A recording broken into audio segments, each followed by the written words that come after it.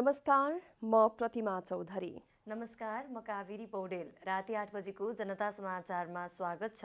सबैभन्दा पहिले प्रमुख समाचार। पछिल्लो 24 घण्टामा नेपालमा 8636 जनामा संक्रमण पुष्टि, थप 169 जनाको मृत्यु। काठमाडौँ उपत्यकामा जारी निषेधाज्ञा एक साताका लागि थपियो। किराना पसल समेत खोल्न नपाइने, अनावश्यक हिँडुल गर्नेलाई कारवाही गरिने। सरकारको सिफारिसमा राष्ट्रपतिले गरेको प्रतिनिधि सभा विघटनको निर्णय असंवैधानिक भएको पूर्व सभामुखहरूको निष्कर्ष, कानूनी लडाई लड्नुपर्नेमा जोड। अफ्रिकी मुलुक मालीमा सैन्यको राष्ट्रपति र अन्तरिम सरकारका प्रधानमन्त्री सेनाको नियन्त्रणमा। र मैत्रीपूर्ण खेल खेल्न नेपाली राष्ट्रिय फुटबल टोली इराक जाँदै, 35 सदस्यीय टोली जान लागेको एन्फाद्वारा जानकारी।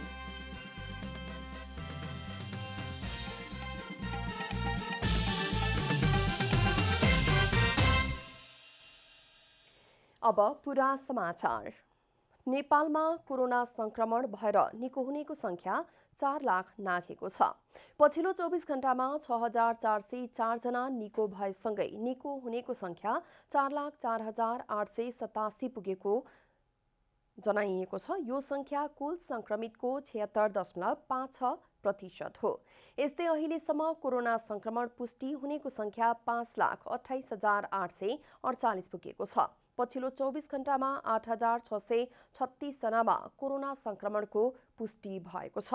22,306 जनाको पीसीआर परीक्षण गर्दा 8,387 जनामा र 630 जनाको एन्टिजेन परीक्षण गर्दा 249 जना गरी 8,636 जनामा संक्रमण पुष्टि भएको मन्त्रालयले जनाएको छ। यस्तै पछिल्लो 24 घण्टामा थप 169 जनाको कोरोना संक्रमणका कारण मृत्यु भएको छ। अहिलेसम्म नेपालमा कोरोना संक्रमणबाट 6,700 जनाको मृत्यु भइसकेको छ। हाल देशभर 1,17,261 जना सक्रिय संक्रमित रहेको मन्त्रालयको तथ्याङ्क छ। काठमाडौँ उपत्यकाका 3 जिल्ला काठमाडौँ, ललितपुर र भक्तपुरमा आगामी 20 गतेसम्म निषेधाज्ञा हुने भएको छ। उपत्यकाका 3 जिल्लाका प्रमुख जिल्ला अधिकारी र सुरक्षा निकायका पदाधिकारीहरूको मंगलबार बसेको बैठकले थप एक साता निषेधाज्ञा थप्ने निर्णय गरेको हो। कोभिड-19 संक्रमणको दरमा कमी नआएपछि निषेधाज्ञा लम्ब्याउँदै थप कडाई गर्ने निर्णय गरिएको काठमाडौँ जिल्लाका प्रमुख जिल्ला अधिकारी कालीप्रसाद पराजुलीले जानकारी दिनुभयो। संक्रमण नियन्त्रणका लागि निषेधाज्ञाको मोडालिटी परिवर्तन गरी थप कडाई गरिएको पनि उहाँले जानकारी दिनुभयो। सर्वसाधारणलाई 2 दिन खाद्यान्न खरिदका लागि समय दिएर 14 गतेदेखि खाद्यान्न, किराना र डिपार्टमेन्टल स्टोर पनि बन्द गर्ने निर्णय गरिएको उहाँले जानकारी दिनुभयो। सर्वसाधारण नागरिकको आवत जावतमा अत्यावश्यक सेवा बाहेक अन्य कामका लागि पूर्ण रूपमा रोक लगाइएको छ।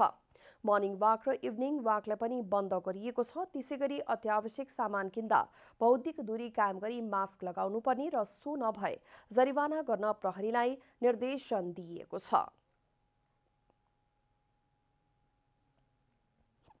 यो कोभिडको संक्रमण दरलाई चाहिँ नियन्त्रण गर्नको निम्ति हामीले गत वैशाख 16 गतेदेखि जारी गरेको निषेधाज्ञालाई चाहिँ अब थप गरेर चाहिँ 78/2/14 गते बिहान 1 बजेदेखि 78/2/20 गते राति 12 बजेसम्म एक हप्तालाई चाहिँ पुनः थप गर्ने निर्णय गरेका छौँ।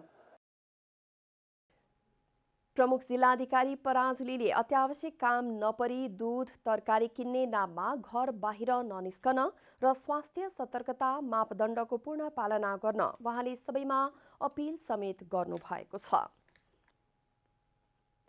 प्रधानमन्त्री केपी शर्मा ओलीले कोभिड-19 संक्रमण रोकथाम तथा नियन्त्रणका लागि प्रभावकारी ढङ्गले काम गर्न कोरोना व्यवस्थापन केन्द्रलाई निर्देशन दिनुभएको छ।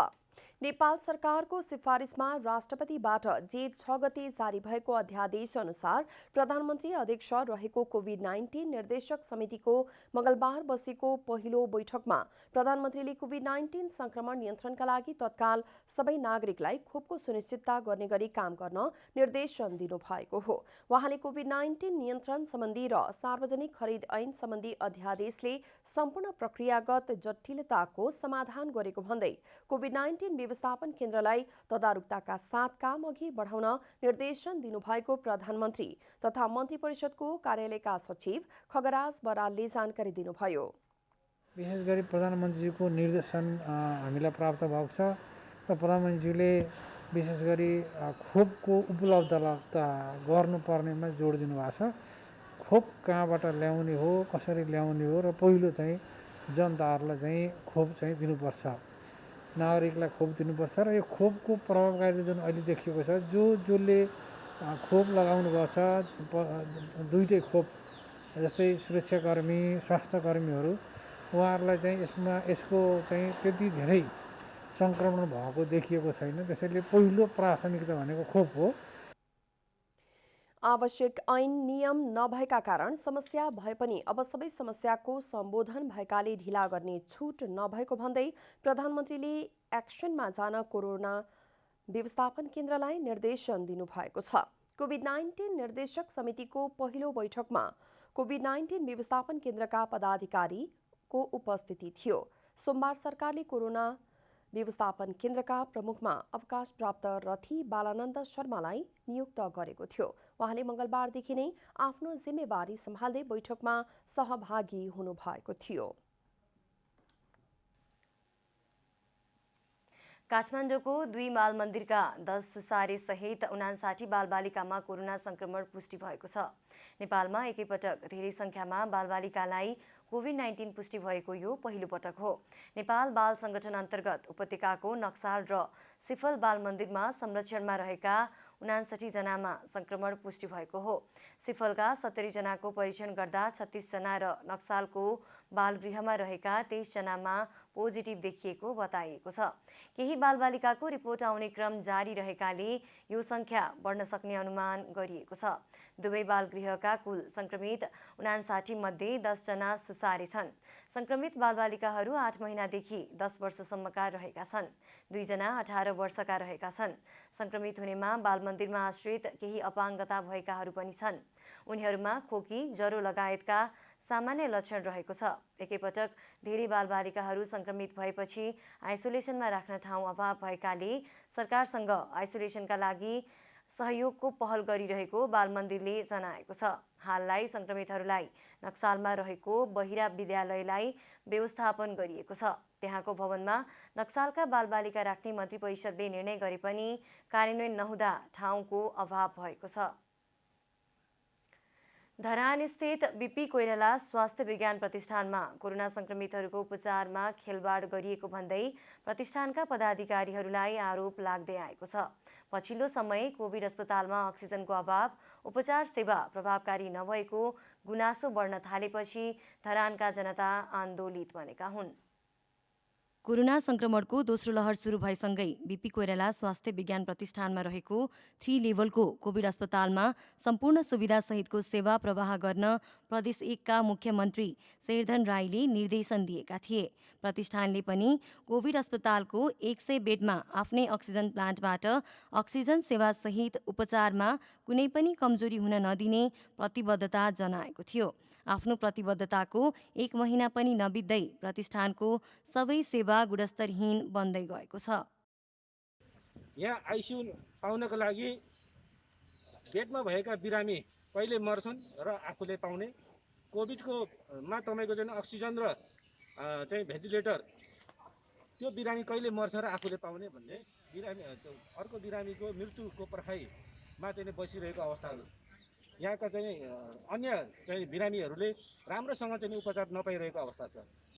प्रतिष्ठानको सेवा गुणस्तरहीन बन्दै गएपछि धरानका स्थानीय सहित राजनीतिक दलहरूले चुस्त सेवाका लागि ध्यानाकर्षण गराएका छन्। बिरामीहरूले आइसियु, भेन्टिलेटर नपाएर अक्सिजन अभावमा ज्यान गुमाउँदा पनि पदाधिकारीहरू भने कमिसन र भ्रष्टाचारमा लिप्त भएको आरोप लगाएका छन्।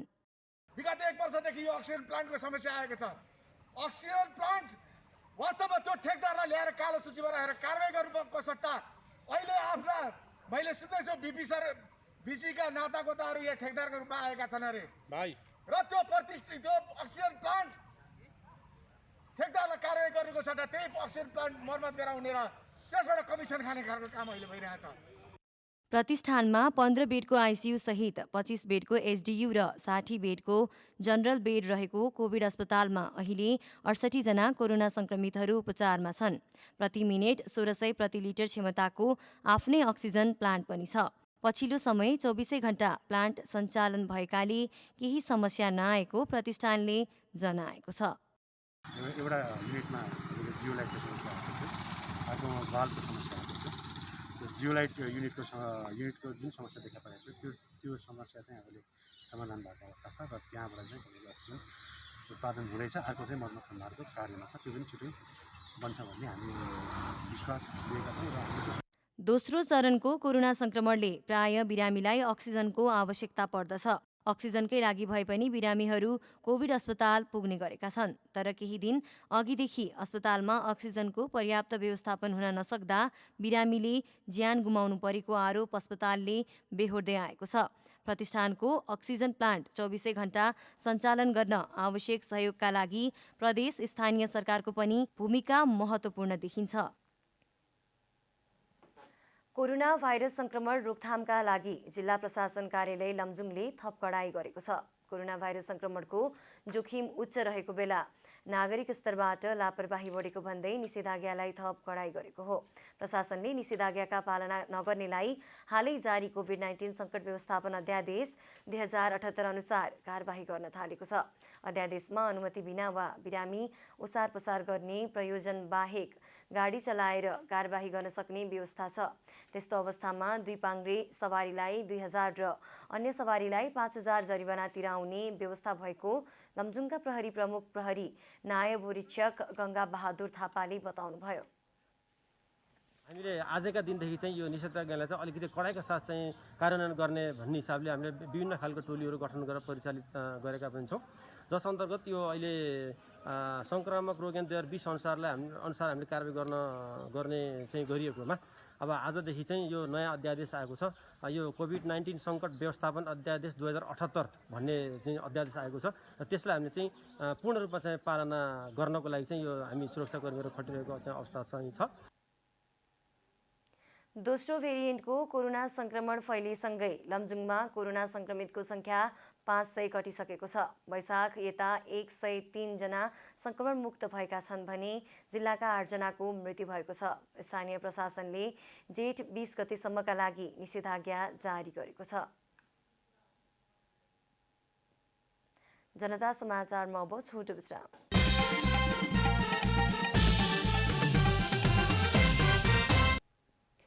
जनता समाचारमा अब थप समाचार। भेरी अस्पताल नेपालगञ्जमा उपचारका लागि आउने बिरामी र कुरुवाका लागि साँझ बिहान दुवै छाक खाना खुवाउन सुरु गरिएको छ। निषेधाज्ञाका कारण अस्पताल परिसरका होटेल बन्द भएकाले श्री सुन्दरकाण्ड मित्र मण्डलले अञ्जनी माता रसोईका नामबाट बिरामी तथा कुरुवाहरूलाई खाना खुवाउन सुरु गरेको हो। नेपालगञ्ज स्थित भेरी अस्पतालमा उपचारको लागि आएका कोरोना संक्रमित बिरामी र कुरुवालाई अस्पताल परिसरमै 2 छाक खाना उपलब्ध भएपछि केही राहत भएको छ। श्री सुन्दरकाण्ड मित्र मण्डलले अञ्जनी माता रसोईको नामबाट प्रति छाक 20 रुपैयाँमा खाना उपलब्ध भएपछि बिरामी कुरुवालाई होटल खोज्दै हिँड्नुपर्ने समस्याको समेत अन्त्य भएको छ। विभिन्न सहयोगी मनहरूले सस्तो र राम्रो खाना पाउँदा बिरामी कुरुवा खुसी भएका छन्। पहिला पनि हामीहरूले यहाँ आयो बिरामी लिएर खान नपाएर हाहाकार एकदम हैरान परियो। यो पनि 250-200 तिरेर खानै नपाउने। अहिले एकदम राम्रो सरकारले गरेको कसले गरेको हेर्नु एकदम खुसी लाग्यो। दोस्रो लहरको कोरोना महामारी सुरु भएपछि एक छाक खाना खुवाउँदै आएको अञ्जनी माता रसोईले पछि बाहिरका होटलहरू सबै बन्द भएपछि साँझको खाना पनि खुवाउन सुरु गरेको संस्थाका संरक्षक विजय गुप्ताले बताउनुभयो। बिरामी र कुरुवाको चाप बढेसँगै खाना खानेको सङ्ख्यामा पनि वृद्धि हुँदै गयो र विभिन्न मनकरी मनहरूले सहयोग नेपालगञ्ज उपमहानगरपालिकाले मासिक 50,000 रुपैयाँ सहयोग गर्ने प्रतिबद्धता जनाएपछि अभियान सुरु गरिएको हो। हामीले यो गरेको कामलाई हजुरहरू मार्फत देशभरि जाओस्, जिल्ला जिल्लामा यस्तै टोली गठन होस्। यो गर्ने आँट गर्यो भने दाताको कमी हुँदैन यस्तो काममा। यो हाम्रो मान्यता छ। यसमा कुनै हिन्दू मुस्लिम देशी पहाडी भन्ने केही छैन, कुनै राजनीतिक पार्टीसँग आबद्धता भन्ने पनि केही छैन। जुन पार्टीका मान्छे हो, जुन समुदायका मान्छे हो, शाकाहारी खानामा कुनै जातीय समुदाय हामीले लिङ्ग भेद गर्दैन। सह सम्मान। अनि यो 20 रुपियाँ किन राखेको हजुरले भन्नु होला। कति मान्छेले तपाईँको फ्रीको खाना खान चाहन्न कि पाप लाग्छ भनेर। यो हाम्रो हिन्दू मान्यता अनुसार नै हामीले यो 20 रुपियाँ लिएपछि मान्छेले मैले किनेर खाएको एउटा उसको स्वाभिमानलाई हामीले ठेस पुर्याउन चाहन्न कि। खाना खान आउनेको सङ्ख्या पनि दिन प्रतिदिन बढिरहेको छ। दैनिक 400 जनालाई खाना खुवाउन सक्ने गरी व्यवस्थापन मिलाइएको गुप्ताले जानकारी दिनुभयो। अञ्जनी माता रसोईले व्यवस्था गरेको रु 20मा खानाले बिरामी सँगसँगै अस्पतालमा कार्यरत स्वास्थ्यकर्मी र कर्मचारीलाई समेत राहत पुगेको छ। यो सँगै बाँके जिल्लाको कोहलपुर मेडिकल कलेजमा पनि नेकपा एमाले 30 रुपैयाँमा खाना खुवाउँदै आएको छ। बाँकेबाट रविन्द्र सिंह ठकुरीको रिपोर्ट। पूर्व सभामुखहरूले सरकारको सिफारिसमा राष्ट्रपतिले गरेको प्रतिनिधि सभा विघटनको निर्णय असंवैधानिक भएको निष्कर्ष निकालेका छन्। सभामुख अग्नि सापकोटाले मंगलबार गरेको छलफलमा पूर्व सभामुखहरूले प्रधानमन्त्री र राष्ट्रपतिले असंवैधानिक ढंगले व्यक्तिगत स्वार्थका लागि प्रतिनिधि सभा विघटन गरेकाले त्यसको कानूनी लडाई लड्नुपर्ने राय दिएका हुन्। बैठकपछि पूर्व सभामुख तथा नेपाली कांग्रेसका नेता रामचन्द्र पौडेलले कोरोना महामारीका बेला सरकारले सबै दललाई साथ लिएर प्रभावकारी काम गर्नुपर्नेमा अर्को राजनीतिक संकट थप्नु गम्भीर आपत्तिको विषय भएको बताउनुभयो। कुनै पनि समस्याको विवाद समाधान संसदबाट खोज्नुपर्नेमा प्रधानमन्त्री केपी शर्मा ओली र राष्ट्रपति विद्यादेवी भण्डारीकै कारण अदालतमा जानु परेको पौडेलको भनाइ छ। संकटग्रस्त हामीले देख्यौं, चिन्ता गर्यौं। एउटा त राजनीतिक रूपले एउटा संकटग्रस्त अवस्थामा पुर्याइएको छ देशलाई। अर्को यो कोरोनाको महामारीले संकटग्रस्त छ देश। यस्तो संकटको बेलामा आज प्रतिनिधि सभा छैन। यस्तै पूर्व सभामुख तथा माओवादी केन्द्रकी नेत्री ओन्सरी घरतीले सरकार र राष्ट्रपतिको कदम संविधानको ठाडो उल्लङ्घन भएको कुरा राखेको बताउनुभयो। जनताको असली प्रतिनिधित्व गर्ने संस्था हो। त्यसैले यस संस्थाले गर्ने सम्पूर्ण प्रक्रियाको विषयमा चाहिँ जनता जोडिएको हुन्छ र यदि नेपालमा संविधानमाथि कोही छ भनेपछि नेपाली जनता छ भन्ने हामी मान्यता राख्दछौँ।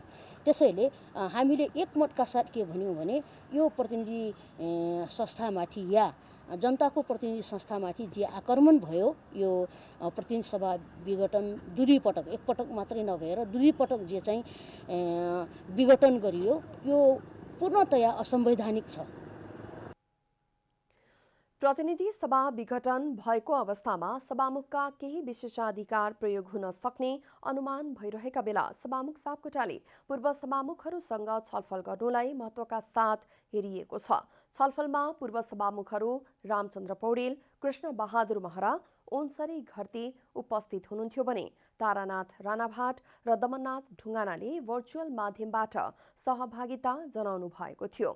सुभाष चन्द्र नेमवाङ भने छलफलमा उपस्थित हुनु भएन। विपक्षी गठबन्धनले अदालतमा परेको मुद्दाबारे रणनीति बनाउन छलफल सुरु गरेको छ। विघटित प्रतिनिधि सभाका 146 सदस्यले सोमबार प्रतिनिधि सभा विघटन विरुद्ध सर्वोच्च अदालतमा रिट निवेदन दिएका थिए।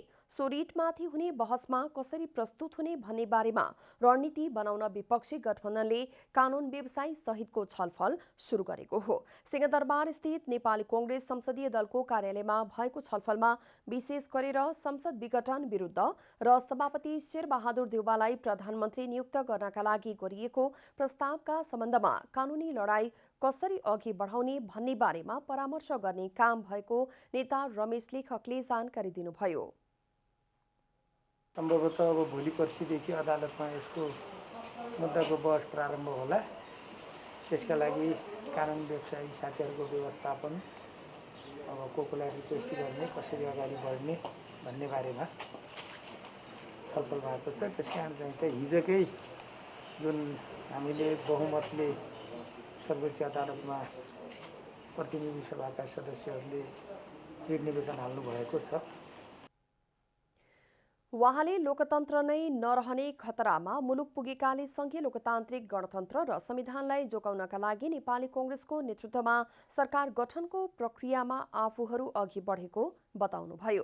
उहाँले संसदको बहुमत सदस्यहरूले प्रधानमन्त्रीमा नेपाली कांग्रेसका सभापति शेरबहादुर देउवालाई प्रस्ताव गर्दा प्रधानमन्त्री बनाउन अस्वीकार गर्नु संसदीय पद्धति माथिकै मजाक भएको टिप्पणी समेत गर्नुभयो। उहाँले संसदीय प्रणाली अनुसारका प्रस्तावहरू अस्वीकृत हुँदै जाँदा संविधान र व्यवस्था नै नरहने खतरा बढेकाले त्यसको रक्षाका लागि न्यायिक लडाई अघि बढाउनु परेको बताउनुभयो। समाप्त गर्ने ठुलो चलखेल भइरहेको छ। योभन्दा पहिलाको संसदको विघटन, प्रतिनिधि सभाको विघटनदेखि लिएर अहिले संसदको बहुमत सदस्यहरूले फलानलाई प्रधानमन्त्री बनाउनुहोस् भनेर नेपाली कांग्रेसका सभापति शेरबहादुर देउवाजीलाई प्रस्ताव गरिसकेपछि पनि संसदीय पद्धतिमा प्रधानमन्त्री बनाउन इन्कार गर्ने भनेको संसदीय पद्धतिको त्योभन्दा ज्यादा मजा के हुन सक्छ। बैठकमा नेपाली कांग्रेसका सभापति शेरबहादुर देउवा, नेकपा माओवादी केन्द्रका अध्यक्ष पुष्पकमल दाहाल, जसपाका अध्यक्ष उपेन्द्र यादव, नेकपा एमालेका वरिष्ठ नेता माधव कुमार नेपाल लगायतका नेता सहभागी हुनुहुन्थ्यो।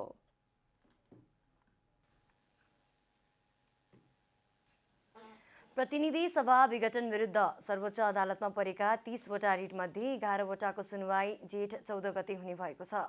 संवैधानिक बेन्चमा सुनवाईको माग गरिएका 11 वटा रिटको सुनवाई 14 गते हुन लागेको सर्वोच्च अदालतले जनाएको छ। यसैगरी अन्तरिम आदेश माग गरिएका 19 वटा रिटको सुनवाई भने जेठ 13 गते बिहिबार हुनेछ। सरकारको सिफारिसमा जेठ 8 गते मध्यराति राष्ट्रपति विद्यादेवी भण्डारीले प्रतिनिधि सभा विघटन गरेपछि त्यसविरुद्ध सर्वोच्चमा रिट परेको हो।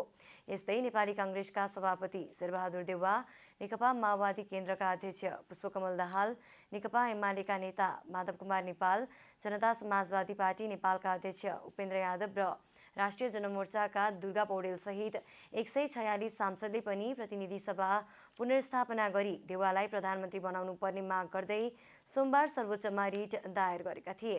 सो रिटको सुनवाई पनि शुक्रबार नै हुनेछ। रिटमा प्रतिनिधि सभा पुनर्स्थापना गरी नेपालको संविधानको धारा 76(5) बमोजिम देउवालाई प्रधानमन्त्री नियुक्त गर्न माग गरिएको छ। बाँकी रिट निवेदकले चाहिँ प्रतिनिधि सभा विघटन गर्नु असंवैधानिक भएकाले पुनर्स्थापनाको माग गरेका छन्। नेपाल उद्योग वाणिज्य महासंघले आगामी आर्थिक वर्षको बजेट कोभिड-19 महामारीको चपेटामा परेको अर्थतन्त्रलाई पुरानै लयमा फर्काउने व्यवस्था सहितको आउनुपर्ने माग गरेको छ। कोभिड-19 संक्रमणको पहिलो लहरबाट नराम्रोसँग थला परेको भन्दै बजारलाई चलायमान बनाउने गरी सरकारले विशेष कार्यक्रम ल्याउनुपर्ने महासंघको माग छ। कोभिड-19 संक्रमणको पहिलो लहरबाट नराम्रोसँग थला परेको अर्थतन्त्र पुरानै लयमा फर्कन नपाउँदै दोस्रो लहरको चपेटामा परेको भन्दै नेपाल उद्योग वाणिज्य महासंघले बजारलाई चलायमान बनाउने गरी सरकारले विशेष कार्यक्रम ल्याउनुपर्ने माग गरेको छ। महासंघले महामारीबाट जनताको जीवन रक्षाका लागि खोप र स्वास्थ्य पूर्वाधारसँगै अर्थतन्त्रलाई चलायमान बनाउने विषयलाई पनि सरकारले प्राथमिकतामा राख्नुपर्ने बताएको छ। महासंघका अध्यक्ष शेखर गोल्छाले गत वर्ष महामारी नियन्त्रणका लागि गरिएको बन्दाबन्दीका कारण नकारात्मक दिशामा गएको अर्थतन्त्र पुरानै लयमा फर्कन नपाउँदै कोभिड-19 को दोस्रो लहरले छोपेपछि अर्थतन्त्र फेरि ठप्प रहेको भन्दै बजेटले बजार चलायमान बनाउने गरी अर्थतन्त्रका मुद्दाहरूको सम्बोधन गर्नुपर्ने बताउनुभयो। यो लकडाउनभन्दा पहिला नै माननीय अर्थमन्त्रीज्यूलाई उद्योग वाणिज्य महासङ्घमा बोलाएर यसपालिको बजेटमा निजी क्षेत्रको अपेक्षा के छन् भनेर हामीले एउटा प्रस्तुतिकरण पनि गरेका थियौँ। तर स्थिति त्यसबाट पनि फरक भइसकेको छ। त्यसबेला हामीलाई के लागेको थियो भने अब कोभिडको बिस्तारै यो समस्या सल्भ हुन्छ र अब हामी एउटा नयाँ बिहानीतिर हेर्न सक्छौँ भनेर त्यो सोच राखेका थियौँ। र अब स्थिति फरक भएकोले हाम्रो जुन सरकारलाई सुझाव रहनेछ त्यो मुख्य कोरोना वरिपरि नै रहेको छ। पहिलो त महामारी नियन्त्रण र यो स्वास्थ्य सेवा विस्तार भन्नाले सबैभन्दा पहिला त हाम्रो सुझाव यही नै रहेको छ। सबै नेपालीलाई खोप जति चाँडै हुन सक्छ उपलब्ध हुनुपर्छ। अध्यक्ष गोल्छाले मुलुकको अर्थतन्त्रको मेरुदण्डको रूपमा रहेका साना र मझौला उद्योगका समस्या सम्बोधन गरी कर्जा प्राप्तिमा सहजीकरण गर्नुपर्ने आवश्यकता औल्याउनुभयो। महासङ्घका वरिष्ठ उपाध्यक्ष चन्द्र ढकालले आगामी बजेटले कोभिड महामारीबाट नागरिकलाई बचाउनका लागि खोप र स्वास्थ्य पूर्वाधारको व्यवस्थालाई पहिलो प्राथमिकतामा राख्नुपर्ने बताउनुभयो।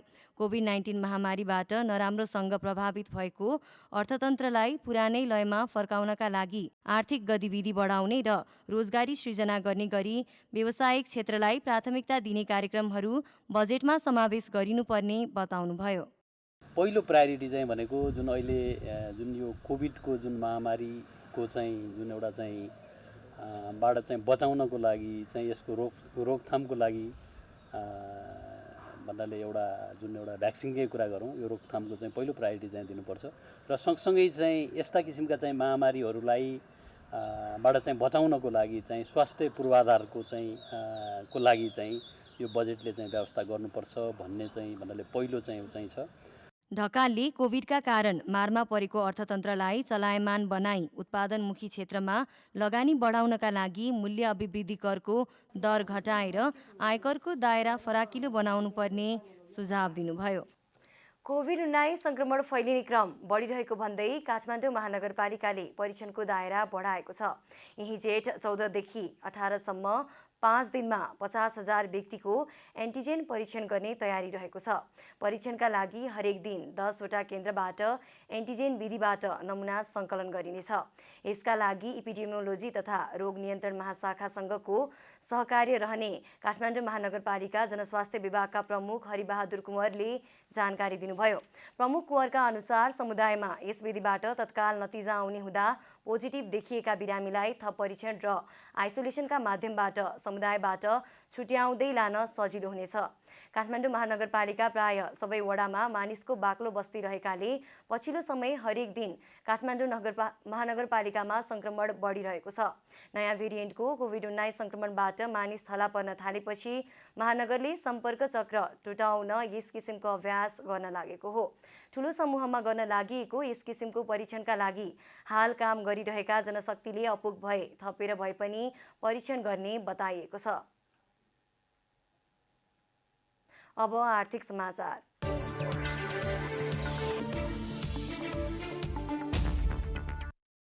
शेयर बजार परिसूचक नेप्से आज सामान्य अङ्कले घटेको छ।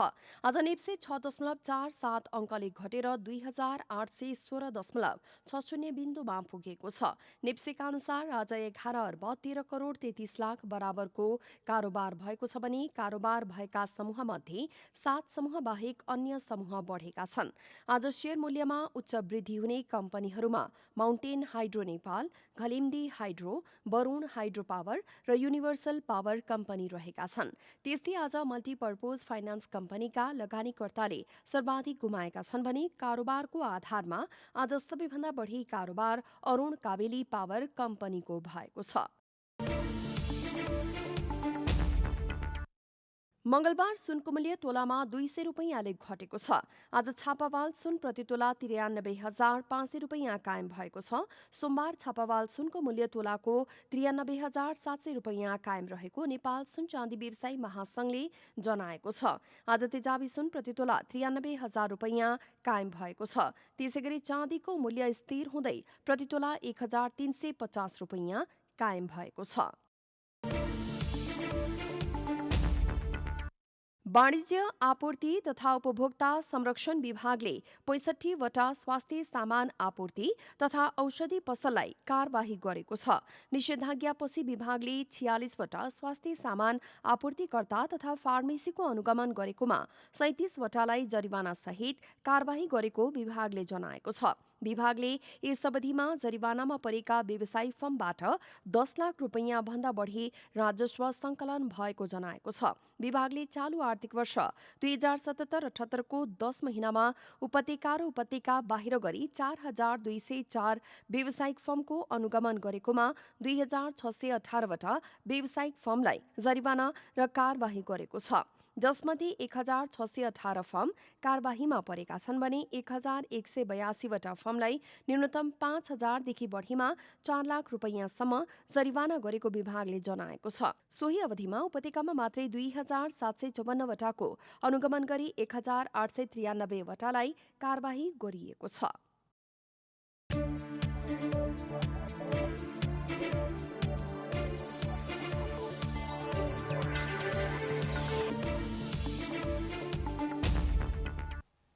जनता समाचारमा अब छोटो विश्राम।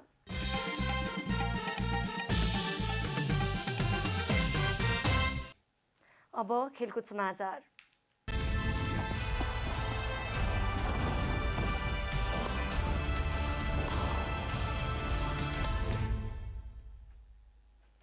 नेपाली राष्ट्रिय टिम इराकसँगको मैत्रीपूर्ण खेलका लागि आज त्यसतर्फ प्रस्थान गर्ने भएको छ। अखिल नेपाल फुटबल सङ्घ एन्फाले 23 खेलाडी सहित 35 सदस्यीय नेपाली टिम आज राति इराक प्रस्थान गर्ने जनाएको हो। नेपाली टिम कतार एयरवेजबाट इराक जाने एन्फाले जनाएको छ।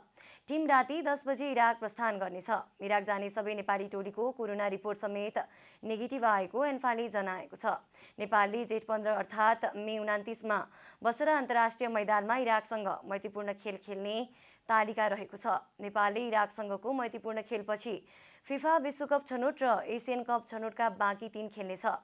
छनौटमा अब नेपालले अस्ट्रेलिया, जोर्डन र चाइनिज ताइपेसँग प्रतिस्पर्धा गर्नेछ। कुवेतमा हुने छनौटको बाँकी खेल अन्तर्गत नेपालले जुन 3मा ताइपे, जुन 7मा जोर्डन र जुन 11मा अस्ट्रेलियासँग खेल्नेछ। नेपाली टिम जुन 12मा स्वदेश फर्किनेछन्। नेपाली राष्ट्रिय टोलीका स्पिनर सन्दीप लामिछानेले Caribbean premier league CPL T20 cricket खेल्ने भएका छन्। सन्दीपले ट्रिनबागो नाइट राइडर्सबाट CPL खेल्ने भएका हुन्। CPLले सन्दीपले नाइट राइडर्सबाट प्रतियोगिता खेल्ने जनाएको छ। सन्दीपले यसअघि 3 सिजन CPL खेलिसकेका छन्। सन्दीपले गत सिजन जमैका तलावाजबाट खेलेका थिए। त्यसअघि सन्दीपले सेन्ट किट्स एन्ड नेभिस प्याट्रियोट्स र बार्बाडोस टाइडेन्ट्सबाट खेलेका थिए। 2021 को CPL क्रिकेट अगस्त 28बाट सुरु हुनेछ। सेन्ट किट्स एन्ड नेभिसमा आयोजना हुने CPL को फाइनल सेप्टेम्बर 19मा हुनेछ। प्रतियोगितामा कुल 33 खेल हुनेछन्। अब मौसम समाचार।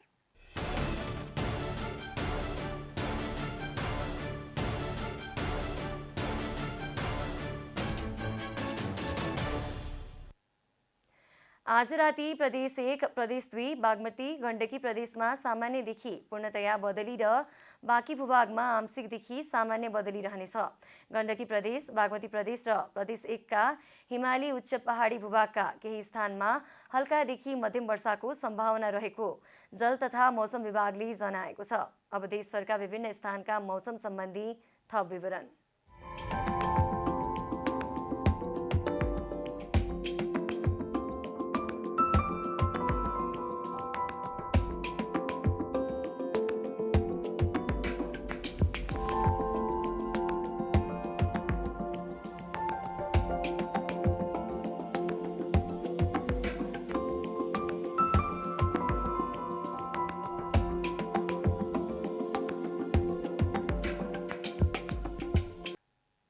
अन्त्यमा आजको डायरी। नेपालमा कोरोना संक्रमण भएर निको हुनेको संख्या 4 लाख नाघेको छ। पछिल्लो 24 घण्टामा 6,404 जना निको भएसँगै निको हुनेको संख्या 4,04,887 पुगेको छ। पछिल्लो 24 घण्टामा 8,636 जनामा कोरोना संक्रमण पुष्टि भएको छ भने थप 169 जनाको मृत्यु भएको छ। यो सँगै मृतक संख्या 6,700 पुगेको छ। हाल देशभर 1,17,261 जना सक्रिय संक्रमित रहेका छन्। काठमाडौँ उपत्यकाका 3 जिल्ला काठमाडौँ, ललितपुर र भक्तपुरमा आगामी 20 गतेसम्म निषेधाज्ञा हुने भएको छ। उपत्यकाका 3 जिल्लाका प्रमुख जिल्ला अधिकारी र सुरक्षा निकायका पदाधिकारीहरूको आज बसेको बैठकले थप एक साता निषेधाज्ञा थप्ने निर्णय गरेको हो। कोभिड-19 संक्रमणको दरमा कमी नआएपछि निषेधाज्ञा लम्ब्याउँदै थप कडाई गर्ने निर्णय गरिएको हो। प्रतिनिधि सभा विघटन विरुद्ध सर्वोच्च अदालतमा परेका 30 वटा रिट मध्ये 11 वटाको सुनुवाई जेठ 14 गते हुने भएको छ। त्यस्तै अन्तरिम आदेश माग गरिएका 19 वटा रिटको सुनुवाई भने जेठ 13 गते बिहीबार हुनेछ। सरकारको सिफारिसमा जेठ 8 गते मध्यराती राष्ट्रपति विद्यादेवी भण्डारीले प्रतिनिधि सभा विघटन गरेपछि त्यसविरुद्ध सर्वोच्चमा रिट परेको हो। मलेसियाको राजधानी क्वालालम्पुरमा रेल दुर्घटना हुँदा 200 भन्दा धेरै घाइते भएका छन्। 213 जना यात्रुहरू बोकेर गएको मेट्रो रेल रित्तै अवस्थामा रहेको अर्को रेलसँग ठोकिएको थियो। पेट्रोनास टावर्स नजिकैको सुरुङमा 2 रेल ठोकिएको प्रहरीले जनाएको छ। अधिकारीहरूका अनुसार घाइतेमध्ये 47 जनाको अवस्था गम्भीर छ भने बाँकी सामान्य घाइते भएका छन्। नेपाली राष्ट्रिय टोलीका स्पिनर सन्दीप लामिछानेले Caribbean premier league CPL T20 cricket खेल्ने भएका छन्। CPLले सन्दीपले नाइट राइडर्सबाट प्रतियोगिता खेल्ने जनाएको छ। सन्दीपले यसअघि 3 सिजन CPL खेलिसकेका छन्। 2021 को CPL क्रिकेट अगस्त 28 तारिखबाट सुरु हुनेछ।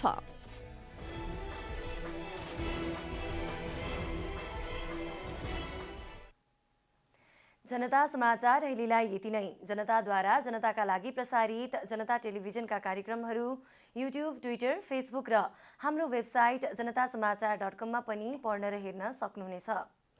सूचनामा तपाईको सहभागिता, समयमा समाचार हाम्रो प्रतिबद्धता। कोरोना भाइरसको संक्रमणबाट बच्न नियमित रूपमा साबुन पानीले मिचिमिची हात धौं, अनिवार्य मास्क प्रयोग गरौं, भिडभाडबाट टाढै रहौं। नमस्कार।